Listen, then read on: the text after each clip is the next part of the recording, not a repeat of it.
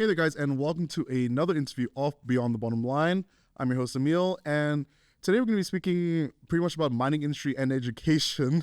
Kind of those two usually don't collide in some areas, but today the person we're speaking with has actually made that happen in some way. So just to give you a brief, her name is Farana, and she is the founder and CEO of Avita Mining and MiDesk Global, as well as managing director of Forever Farana Coveralls with 18 years of executive leadership experience in logistics and mining industry.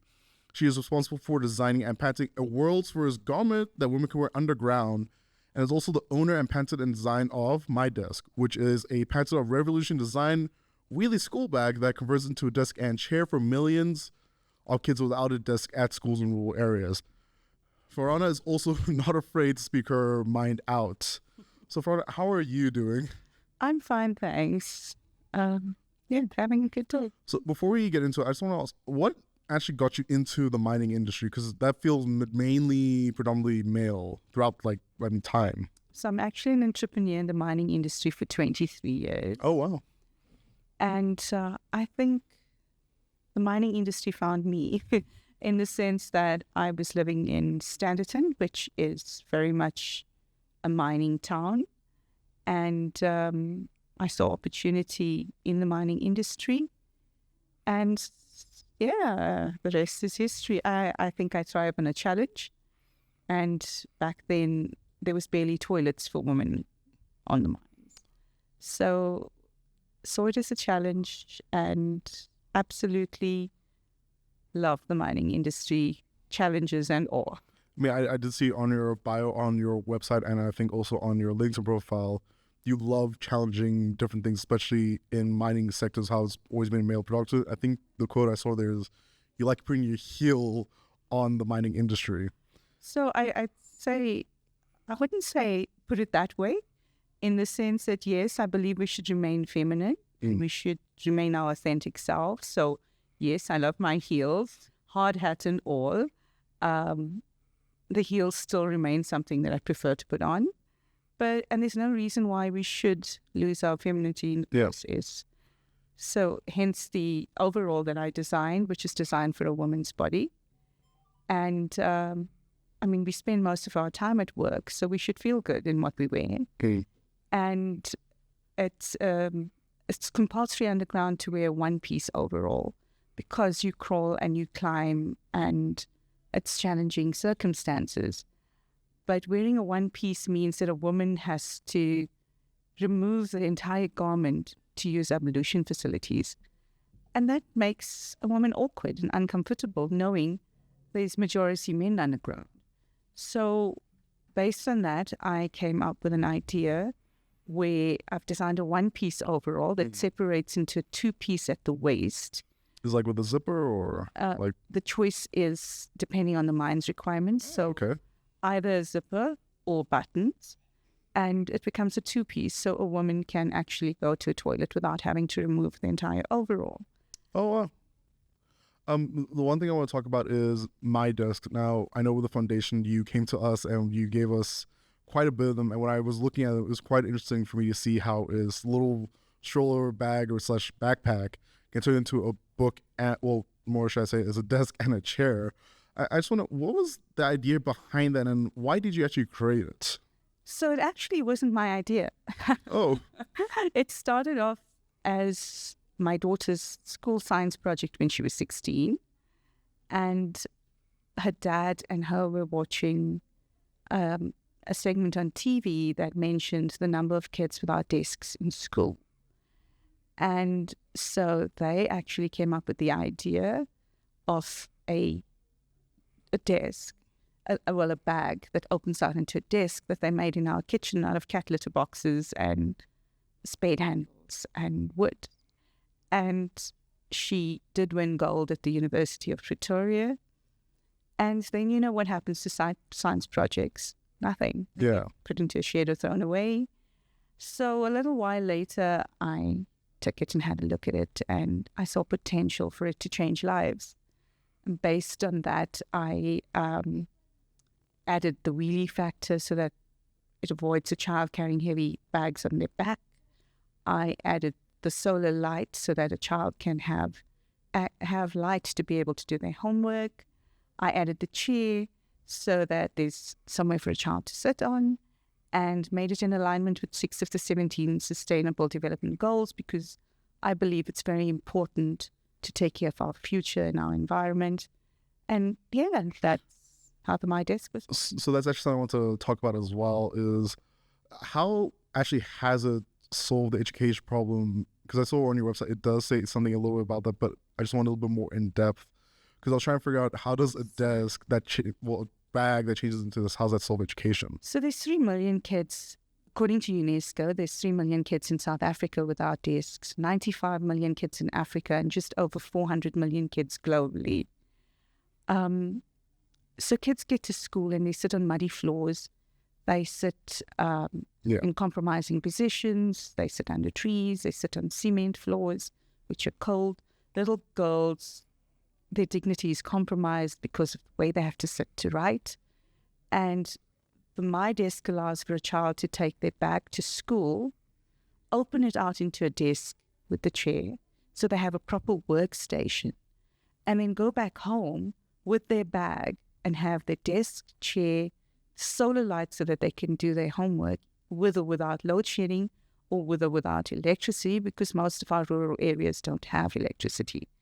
So research has also proven that a child's academic performance improves by 48% if they have a designated homework station. Oh, I did not know that. Yes. So for all these reasons, we made sure that it was mobile, and the child could have this entire unit both at home and at school. And it lasts, one unit has the capacity to last 12 years, which is the child's entire schooling career. On that topic, I must mention we are launching our version 2.0 at the end of April, which has extendable legs and allows for a preschool kid right up to a school teacher being able to use the same unit. I definitely can't wait to see that, because I know the version 1, well, that's what I'm going to call it from now on, because there's a version 2 coming out. Because the version 1, I noticed, it is very nice. It's mainly, for what I've noticed, is for primarily for young kids. But I will say, it is one of the most sturdiest things I've ever felt. Picking up, there's like a little bit of weight to it, but not too much for a kid. But just the sturdiness of it, the durability, because I mean, kids will throw, when they're dragging around, toss around everything. So the new version is lighter. Oh, wow. Yet are you using different material or the same? We're now producing via injection molding instead of rotational molding. It's a lighter version, yet there's extreme durability, and the seat takes up to 180 kilos. That is actually quite impressive. I just want to take it back a bit now, going back to the mining industry. As I mentioned earlier, the mining industry has mainly been a predominantly male role that's been throughout, I guess since mining has become a thing. But how has that challenged you and the idea of making mining more accessible for women? What challenges do you face? Because I can imagine the amount of, I wouldn't say backlash, but comments that you would get. So mining remains challenging, especially for women. But I do feel very strongly about making the difference and about advocating for women and being the voice. So yes, I'm very involved in the industry, being a director on WIMBIS, which is a non-profit organization intending to unify and be the voice of women in mining and help women access opportunities in business in mining. I've also recently submitted my PhD with my topic being gender equity and business leadership in South Africa's mining industry. So yes, I've done a lot of research around it because I want to find ways to make the difference. And there's plenty of opportunity for women. They just need the support, they need the know-how, and they need mentors. They need us to stand together, not just women, but the entire industry to stand together and support each other. We are 51% of the population in South Africa, so the mining industry is actually losing out by not utilizing their entire pool talent. Before we do carry on, before I go to my last question, I should say, do you think mining will ever change? Do you think we'll see more women in the future, or will it be equal at some point, or will it just stay the same? mining's definitely going to change, and it's going to take every one of us and every little bit that we do on our own or collaboratively to make that change. But yes, of course, mining needs us as women. They need the perspectives that we bring in, and the mining industry is in trouble. It needs help. What they've been doing hasn't been working. So it's a no-brainer. We need to look at other opportunities, other options, and here's the woman standing and waiting in line. So yes, it's definitely going to change, and we're going to make sure that we see that change. Maybe not equal right now, but later in the future. Towards it. It'll be great to see one day, seeing both men and women working both in the mining field for having equal opportunity. Yes, I would love to see women in mining groups and initiatives actually diminish because there's no need to have them. Look, there's plenty of opportunity for women, and I think that we need to stand together and support them on making sure that they can actually utilize those opportunities, because the challenges are there. It is predominantly male. Yeah. Both conscious and unconscious bias exists.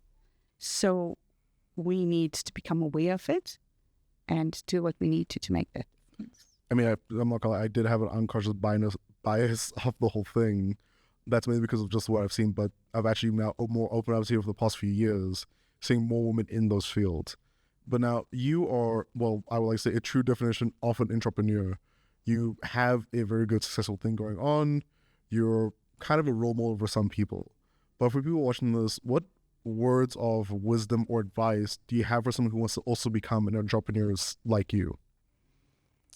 I'd say no matter who you are and what gender you are, let integrity be your moral compass. Do the right thing, even if no one's watching. And that will definitely help us make a difference. And don't give up. Anything's possible. Well, Farana, thank you so much for coming on. It's been a pleasure, and thank you for actually opening up my mind to more of the idea of seeing more women in the mining industry later on in the future, or even more, well, maybe the next 5-10 years. And thank you guys so much for watching. If you guys did like it, please leave a like, subscribe, and share the video to your friends, colleagues, and family if you want to as well. And thank you guys so much for supporting the channel and for supporting us on social media. Farana, thank you so much.